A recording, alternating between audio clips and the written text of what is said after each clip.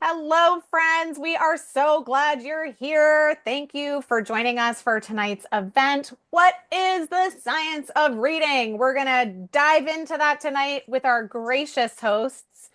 Hopefully, you brought either your hard copy of the defining guide or you have it pulled up to reference. Just a reminder, we are recording this event tonight, so just be mindful of that if you are on camera. And that means that it will also be added to our YouTube channel at a later time. We are so glad you're here. If you have not yet grabbed your defining guide, we're going to drop a link in the chat for you to be able to pull it up and join us, or you can scan the QR code that is here on the slide as well. All right. I'm working with two screens, so I'm not giving you side eye when I'm reading from my screen. So bear with me a moment. I have the pleasure of introducing our hosts this evening. Both Courtney Morgan and Sean Lindsay are board members with the Reading League North Carolina, and they have graciously taken their time to put together tonight's event to help us deep dive the Science of Reading Defining Guide. Courtney Morgan is the Assistant Professor of Teacher Education at Brevard College in Western North Carolina. She is also a multilingual learner consultant and founder of the All Access Classroom. Courtney spent 19 years as an elementary teacher and K-12 ESL teacher. She holds a master's degree in multicultural education and national board certification in literacy. Her work centers on equipping teachers with evidence-based, equitable teaching practices for diverse learners. Thanks for being here tonight, Courtney.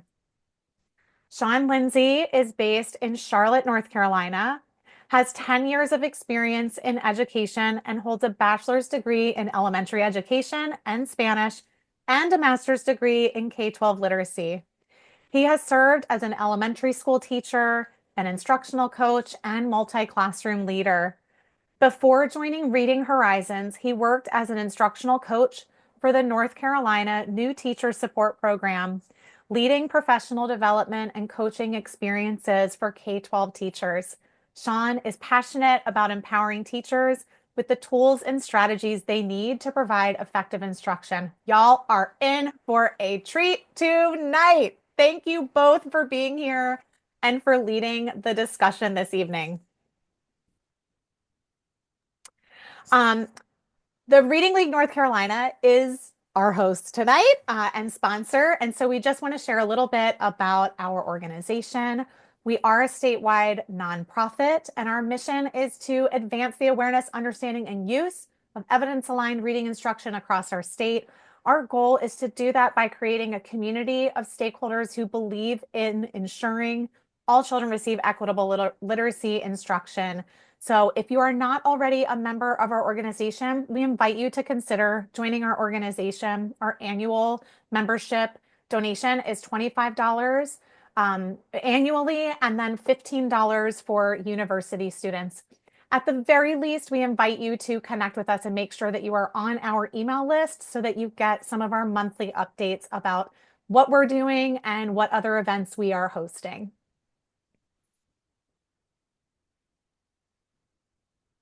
And that's my cue. So I'm here to introduce to you just a quick agenda that we've covered for today.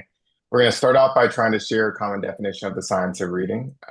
From there, we're going to discuss the reading processes and frameworks aligned with the science of reading, and we'll end by discussing some evidence-based instruction for all learners. So that's our packed agenda for the next hour of time with you tonight.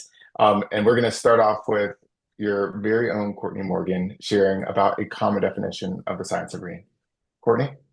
Thanks, Sean. Hi, everyone. Thanks so much again for being a part of this really important discussion this evening. Having a shared definition of the science of reading is more important now than ever. I know we've all heard a lot of this term being used in the field of education in recent years, and we all need to be knowledgeable about the science of reading so that we can not only use this to inform our own instruction, but also that we can actively take part in discussions and be asking, are we all talking about the same thing? Because we might come across some misunderstandings that exist, or maybe even misapplication of the term, the science of reading. But what's wonderful is we have this lovely guidebook from the Reading League, which is such a valuable tool, and it can really help us to stay mindful of what the science of reading really is and how we can be advocates for shifts toward truly evidence-based reading instruction for every learner. So what we're going to do tonight is just walk through the guide together, and what we'll do is stop periodically to kind of process the content and discuss in some small groups. Sound good? Type yes in the chat if you're like, yes, I'm here for it. All right, so as we dig in, what you're going to notice at the top of our slides tonight is just what page we're focusing on in the guide. And we unfortunately don't have time to read the whole guide word for word, but we encourage you, if you haven't already, to be reading over it as we go and just kind of processing it together. So the first thing we see is the preamble, which is a statement that kind of grounds us all in the priorities that we share.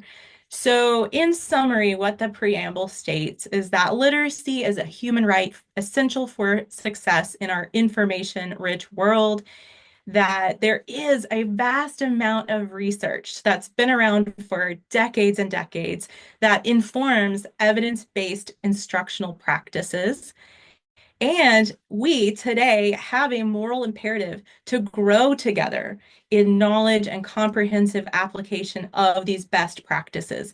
We know what is true and right and evidence-based and based on years of research. And it's our honor to get to know this and to actively apply it in whatever role we find ourselves in. I'll just read a quote from page 3 that says, we believe in a future where a collective focus on applying the science of reading through teacher and leader preparation, classroom application, and community engagement will elevate and transform every community, every nation through the power of literacy. What a powerful quote. We all want our students to be successful in school and in life, right? And empowering them with the greatest gift that we can give them of literacy, that's our shared goal. And we all contribute to this work in so many different ways and through so many different roles. So I'll just kind of highlight here a few of those roles that are in the guide here. And would you just take a minute and share in the chat which context are you in a position to help increase this collective focus and transform lives? So just in the chat, just share what your role is. It may not be one that is shown here specifically. So if that's the case, feel free to add your own unique position. It might be that you're a parent, maybe you're a school leader, maybe you're a private tutor. We would just love to see what is your context for this great work of increasing literacy. So we'll take a minute. Let's just see community engagement through nonprofit tutoring, teacher preparation. Someone's an uncle. We got an uncle in the house. Yes, I saw you, Sean. Teacher preparation and reading researcher. Yay, Alicia. Thank you for contributing to the research that is taking place. Love it, love it. So lots of different roles that are here present with us tonight. And maybe you are watching after the recording. Thank you for even just being a part of this discussion. So moving on in the guide on pages 4 and 5, we have some benefits that come up when we uplift and when we center our work around this common definition. When we do this, we can make wise decisions about what we teach, how we teach it. We can make informed decisions about what materials we use to teach reading. We can advocate for best practices and for sustainable change. We can ideally unify for the sake of ensuring that every single individual becomes literate. So these are just some of the many, many benefits that are going to come when we share this common language. Okay, so here on page 6, drum roll, we have the definition of the science of reading. And as I read this aloud, I just want you to put in the chat any, let's call power words that you notice. So words that for you just carry a lot of meaning or really grab your attention. So you can go ahead and start adding those to the chat as I'm reading.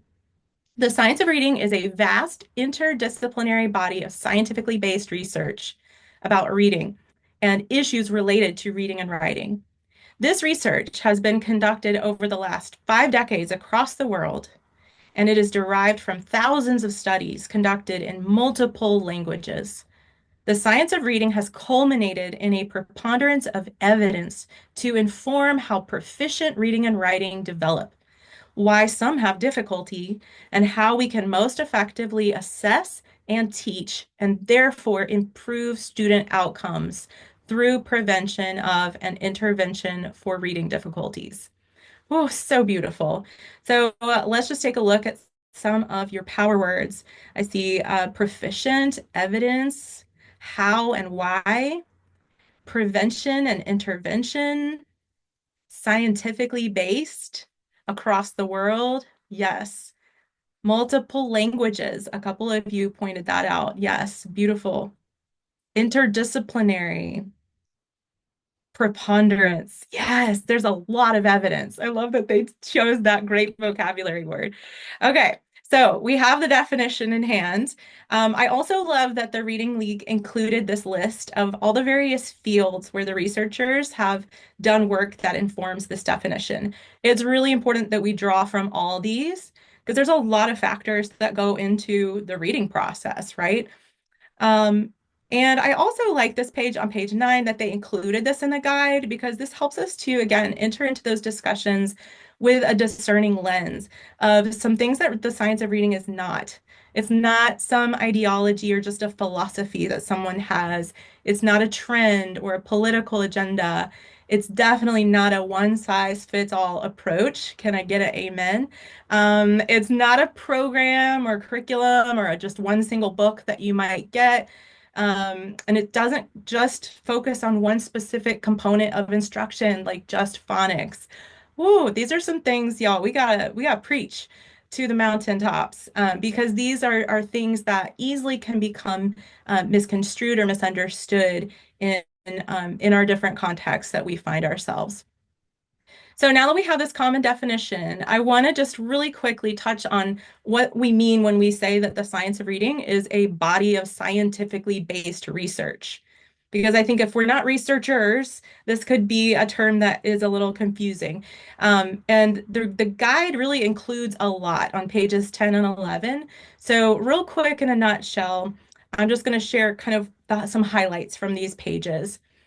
So we know that regarding research, that whatever methods of the research being conducted are used should suit the type of the question that we're asking about reading.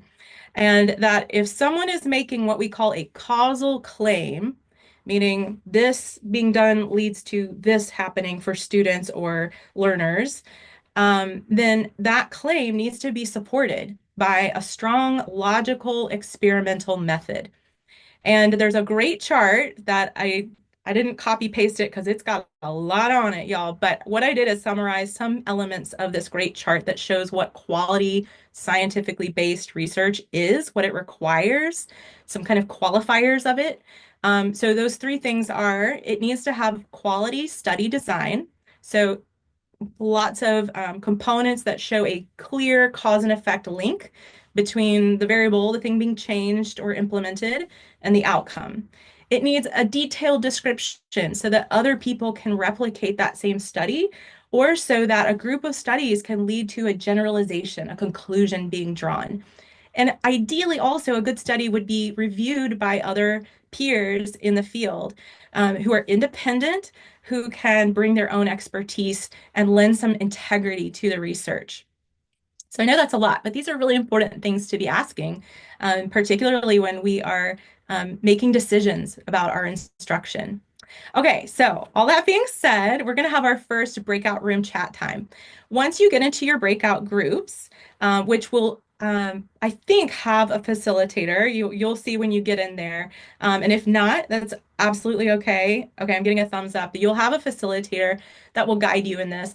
But for the first minute, just maybe hold the conversation and just find a sticky note or something to write down your thoughts on and just jot down, given what we just learned about the science of reading, what would your definition be? Your kind of elevator pitch, if you will. If you were going to have a colleague or a friend ask you, hey, I keep hearing about this science of reading stuff. What is it? What would you tell them in your words? So just jot that down for a minute. And then the remaining time, you'll have about 4 more minutes, 3 or 4 more minutes to just chat and share with your group what was your definition. And if you have time, talk about how solid are your colleagues' understandings of the science of reading, those that you work alongside with. So I'll go ahead and we have a facilitator who's going to get our groups going.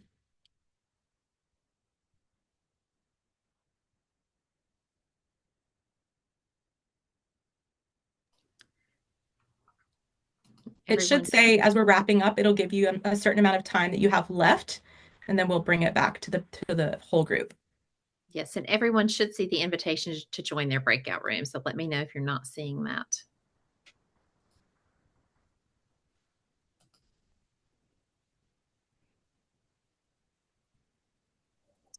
Kim, which room did you have me assigned to? I didn't get it for some reason. Oh, it would not let me assign you as Yeah. host. Yep. So Where do you need me to go? anywhere. Actually, I have someone in all of them. Oh, okay. So you can pick Shannon. I don't know if you're able to hear us. If you're having difficulty getting in the breakout room, let us know. If you're just not able to go to breakout, that's fine as well. But if you're having difficulty, please unmute and we'll try to help you.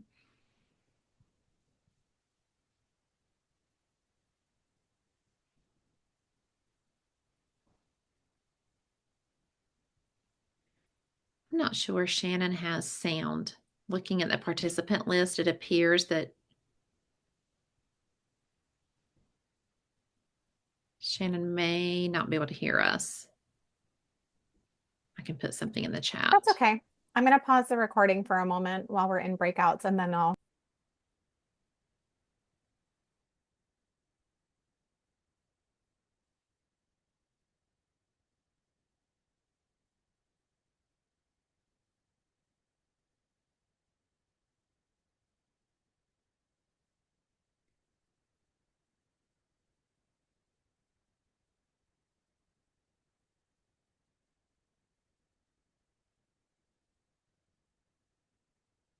I think everyone is back, so we can continue if you all are ready. Awesome. Well, one thing that just really stuck out to me about what you said, Courtney, was now that we have this knowledge, we actually have, I think I wrote it down, we have this moral imperative for us to do something with that knowledge. What made me think of is this idea of you once you know better, you have to do better, right? So let's actually transition over to what does the research reveal to us about how reading is processed in the brain. Let's hit the next click there. I'm going to read this quote for you. This comes from the Defining Guide. Research and reading should follow the norms of science. Each researcher must try to learn from the work of those who preceded him and to add to a unified body of knowledge. I think, as with any body of knowledge that's derived from science, the body of this scientifically based reading research just is going to build upon what we've learned in the past. It's giving us information about reading development, it's giving us information about reading processes, and then also by extension, what reading instruction and effective reading instruction should look like.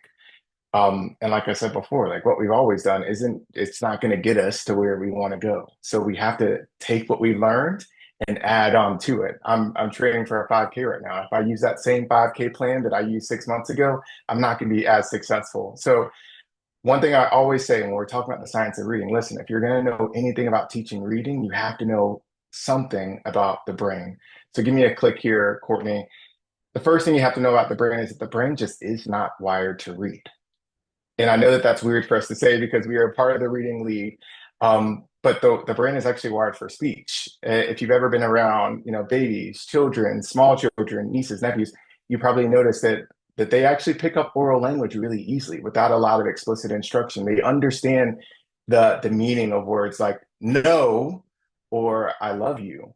And they can start to use those words and sometimes like in ways that we probably don't want them to use those words, but that's okay too. Like it happens almost without explicit instruction. And sometimes we hear the same thing about reading instruction. We hear like, oh, reading is just this natural process, but it actually requires the brain to form these entirely new neural connections. We actually, as adults, no longer really realize how difficult reading is. You have like this illusion of reading just being this simple thing. As I'm talking to you right now, and these words are popping up on the screen, you're probably just reading all of these words just because all of these processes in the brain have just been automatized. And in reality, what's actually happening is your brain is processing every single one of these letters all at the same time, like parallel, and it's just done in a matter of milliseconds. It's actually the reason why I can't put on closed captions when I'm watching TV because I'm going to read everything on the bottom. So how do we build these connections? We're talking about the brain right now. Now, most of the parts of the parts of the brain that are involved with accurate and fluent reading are all actually situated on that left hemisphere. So I'm just showing you a picture of the left side of the brain. Now, when children come to school, age 4, 5, or 6, they've already have this sophisticated visual and spoken language structure. We were just talking about that. But reading actually depends on multiple areas of the brain, and the brain actually needs to create that interface or these connections. They have to repurpose all these different areas of the brain that are involved in fluent reading. The way that we do that is through explicit instruction. So I'm going to talk to you about some ways that we can make sure that we are creating those neural networks and that we're doing that in a way that's aligned with the science.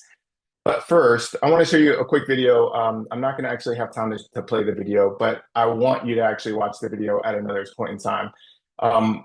This video, it's on page 14 of the Finding Guide. It's called How the Brain Learns to Read. And there's two key takeaways here that I think are really cool. First, he reinforces that these connections happen most effectively. We can rewire the brain most effectively with explicit instruction. And the cool part is we've already talked about it. It happens globally across all languages. The parts of your brain that light up when you, as a English reader, like see words on the page, just don't light up when you see Chinese. Like it's not lighting up for me when I see Chinese on the page. Because that part, those neural networks haven't been created for me. So that's one thing that I think is really cool about the brain. The second is reading, and he says it like reading just isn't, it's not about creating something new. It's actually merely it's making that interface between vision and between language. It's connecting what we see to the visual representations of meaning and pronunciation and articulation, and all of these things already exist in the world. It's how we connect with people who thousands of years ago wrote things on stone, and now we're able to actually understand it. So cool. So I hope that I didn't make the talk about brain and brain stuff sound boring because it is really fascinating, and I appreciate you sharing that sentiment in the chat.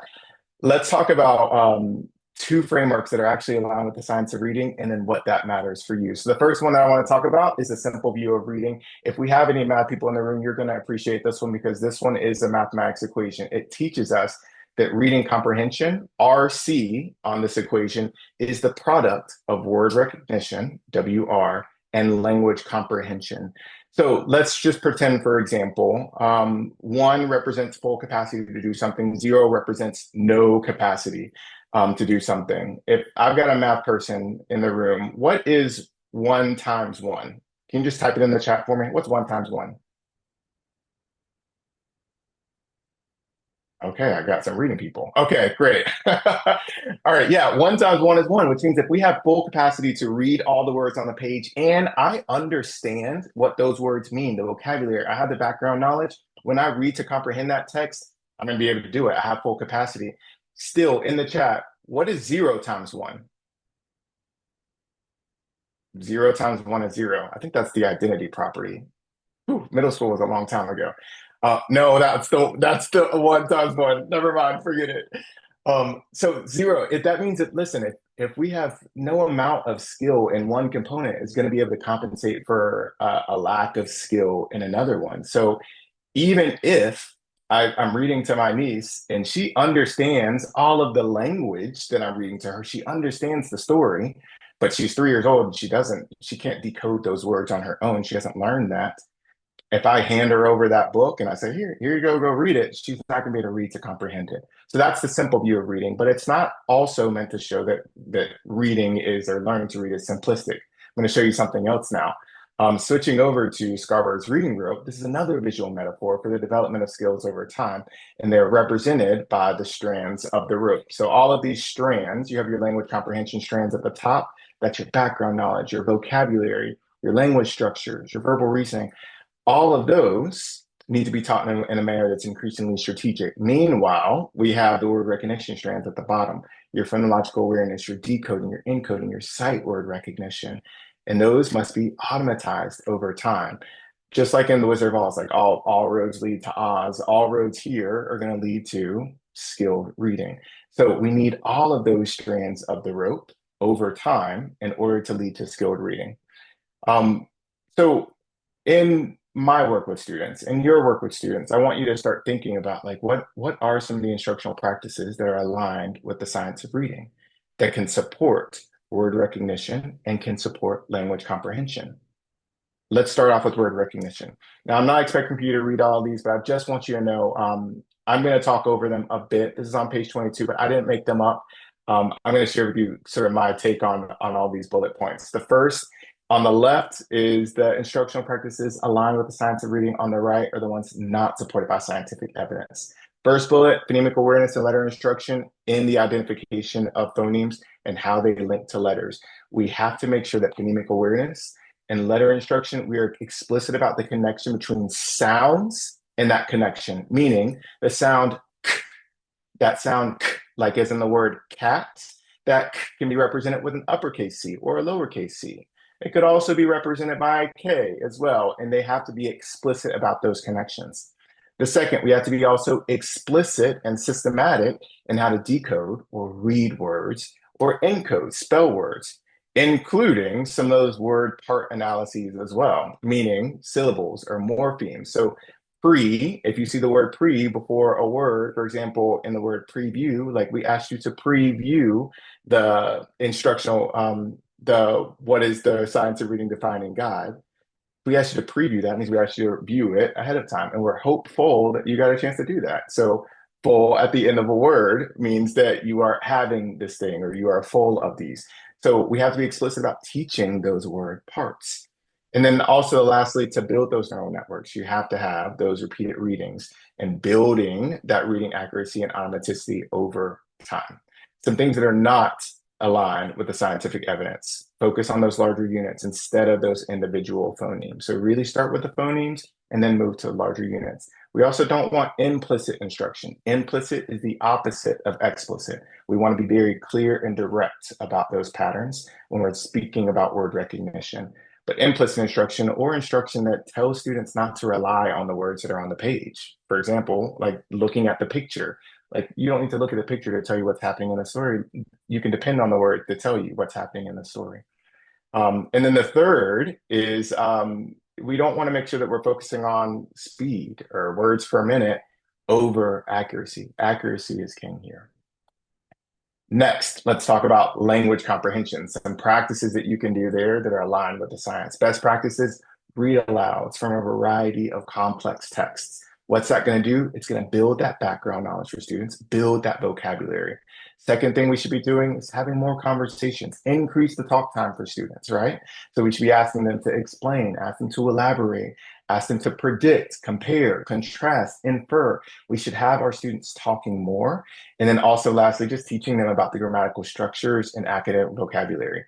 So for example, if a student reads a book or the book says, hey, the monkey swiftly climbed up the tree, you might say, well, swiftly actually means quickly. What's another word that you can think of that means swiftly? And we're teaching them that vocabulary explicitly. What's not supported by the scientific evidence?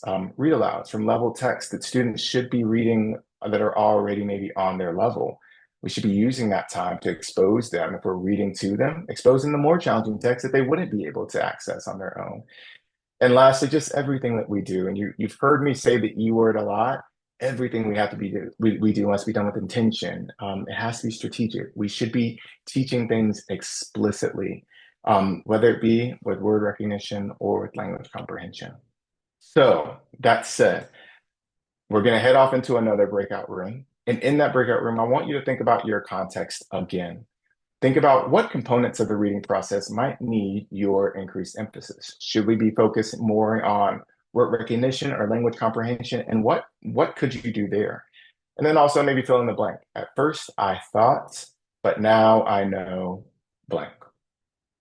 So our wonderful facilitators are going to send us into breakout rooms to discuss those two components. See you soon.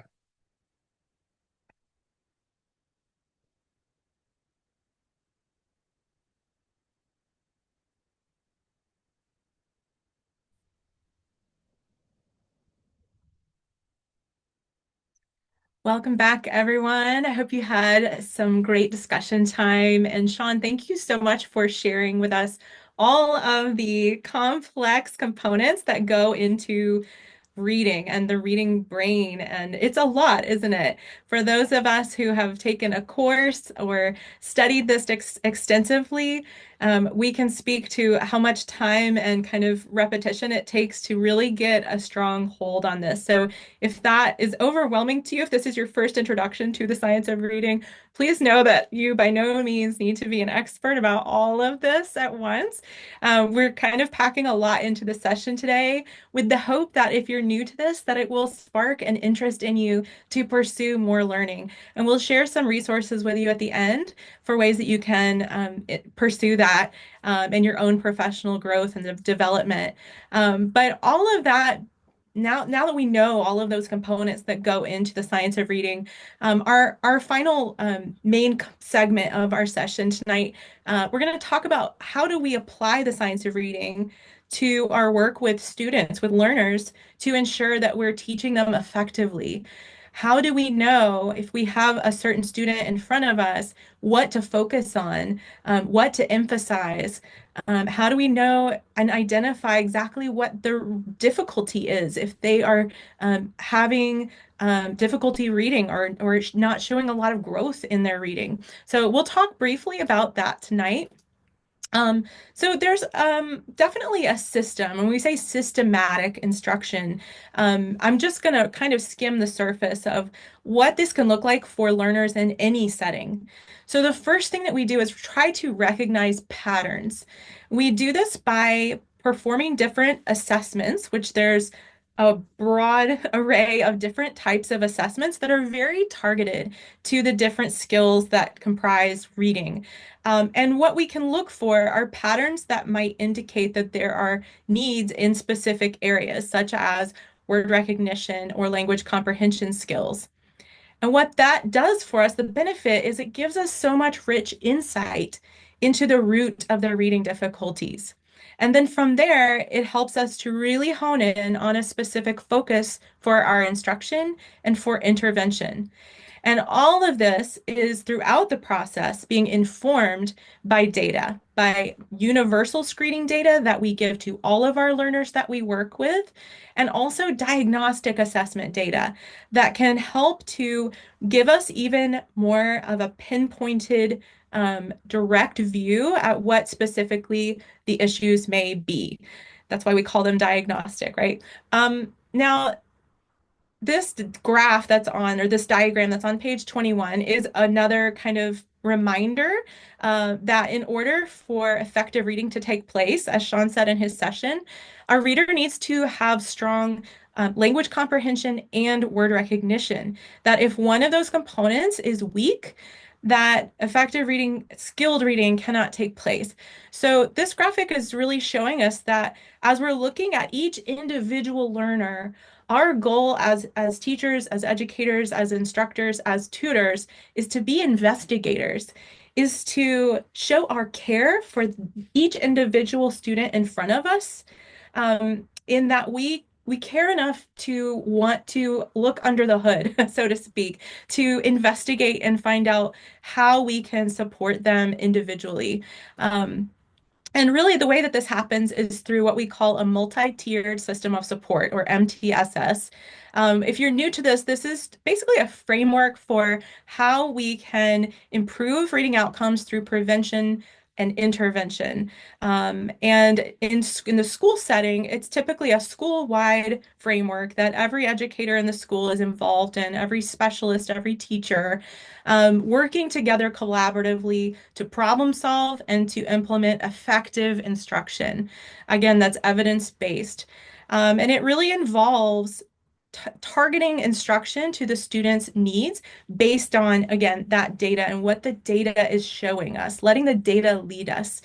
And I know when we say data, sometimes it's this kind of like icky, like dry, boring word. And, sometimes this MTSS stuff might feel like it's just a box to check, or, oh, we just got to do this, or we got to have this meeting. But friends, this is the act of providing equitable instruction for every single learner.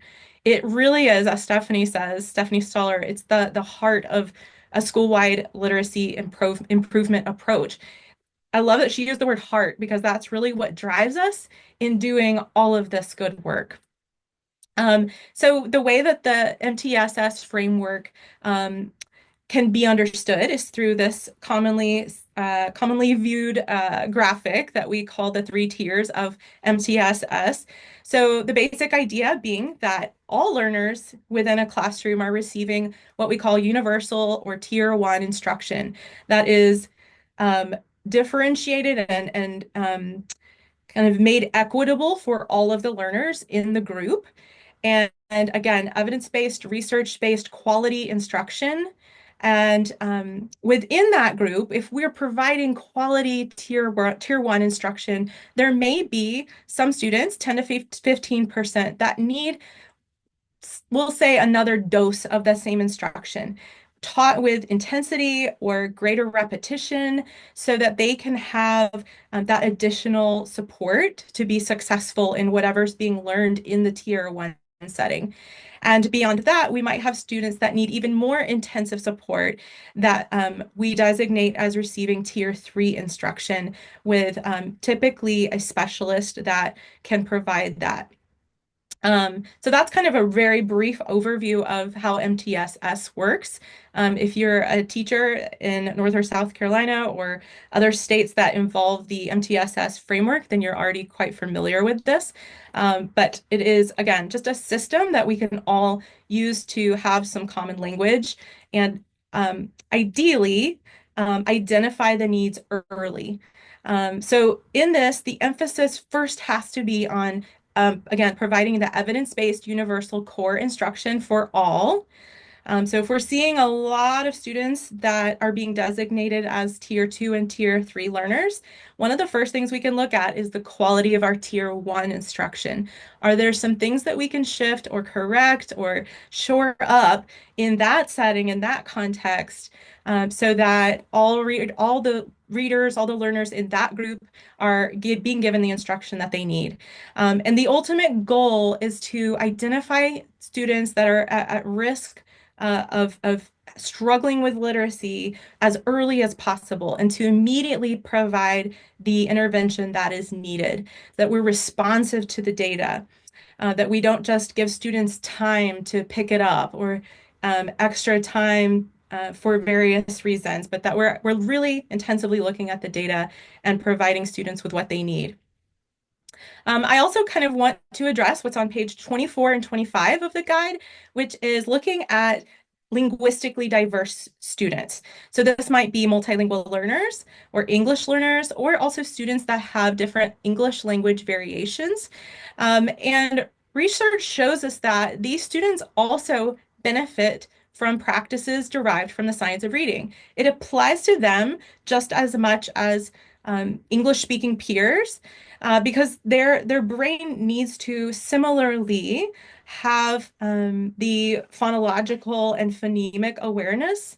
They need to also be learning these sound spelling patterns in a very systematic way.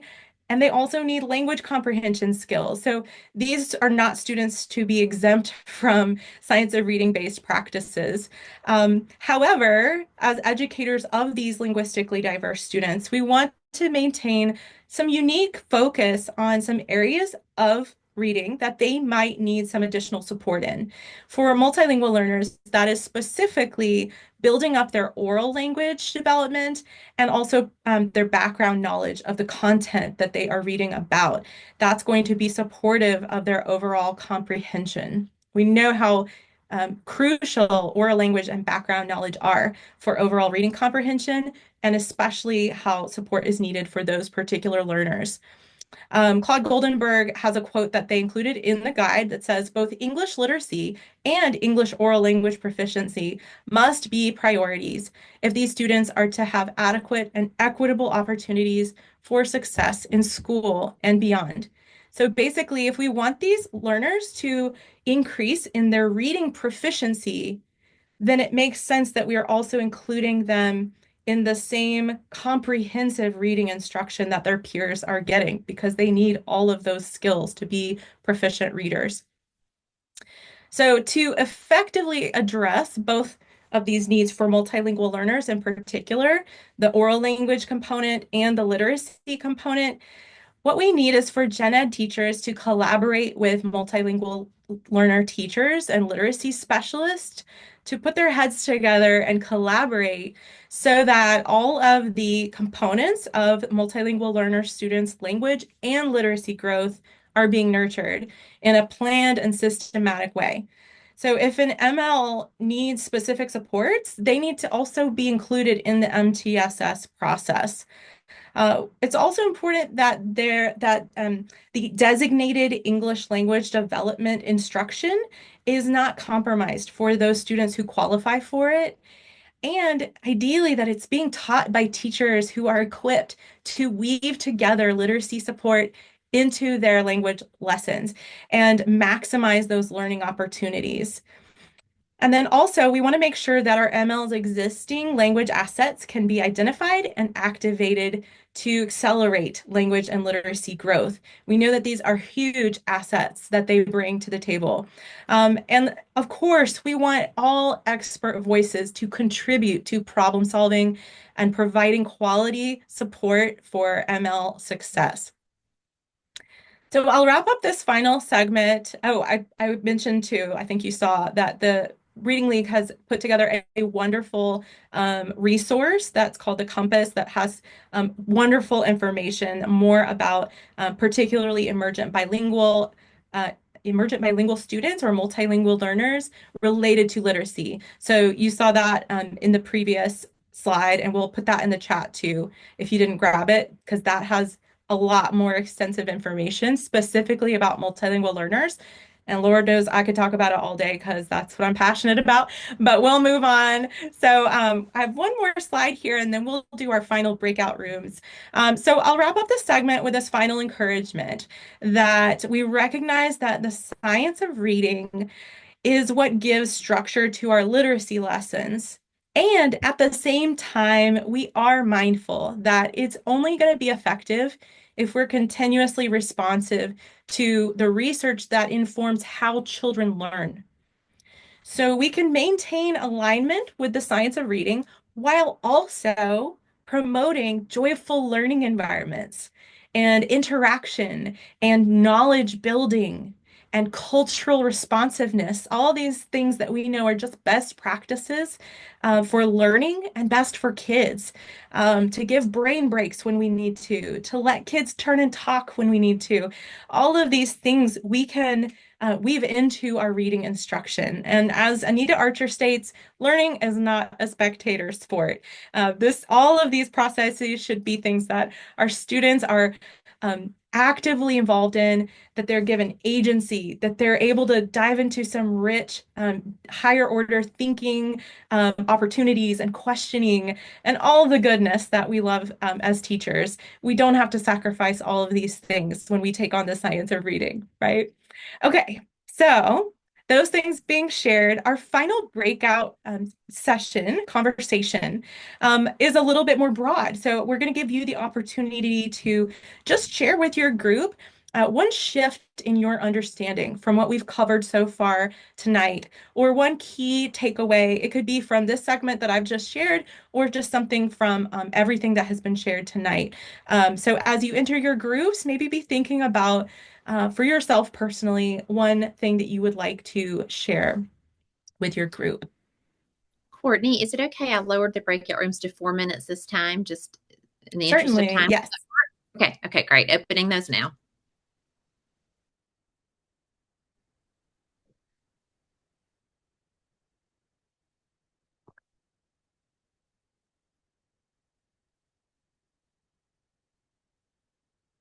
Welcome back, everyone. I sincerely hope that you had a great time this evening, and that you had some great conversations in your breakout rooms. Now, we have one last thing that we want to do before we have our giveaway, and I just wanted to give you this call to action.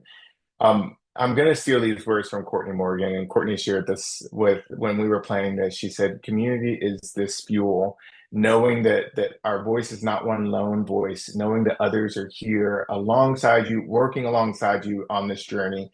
So, on the next slide, I want you to take a look at your defining guide, and on page 28 and 29 of the defining guide, can I get the next page, next slide, Courtney? Just take a moment while we are giving you, doing the giveaways. Review that call to action for all stakeholders. You might be a classroom teacher, you might be a tutor, you might be a dentist. Take a look at your call to action for all these different stakeholders and just share what is your commitment in the chat that you're going to commit to after you leave from today's session. When you're doing that, make sure keep one ear open. And speaking of community, we're going to have Linda and Kim share about some upcoming events and our giveaway for the evening. All right. Hey, friends. We do have some upcoming events and we invite you to connect with us. I'll talk about the one in the middle first because it comes up sooner. The Reading League North Carolina, I will be presenting on behalf of our organization at the Teacher to Teacher Conference at UNC Charlotte at the end of this month. So we invite you, if you are attending that local conference, to please come find us and say hello, whether you attend the session or not. And then in June, we are planning a virtual symposium. So please save the date and be prepared to hear more about what we have planned for that. It is shaping up to be really amazing. And then, of course, the Reading League's national conference is taking place in Chicago in October.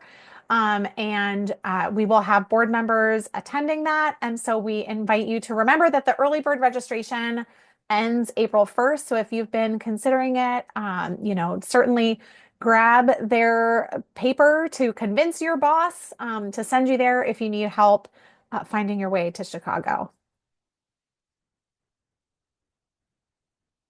As always, we invite you to stay connected with us and reach out to us on social media, follow along on our YouTube channel where we'll be dropping this recording. And of course, we invite you to consider being a member of our organization. Kim, are we ready for giveaways? Yes, we are. Spinning the wheel.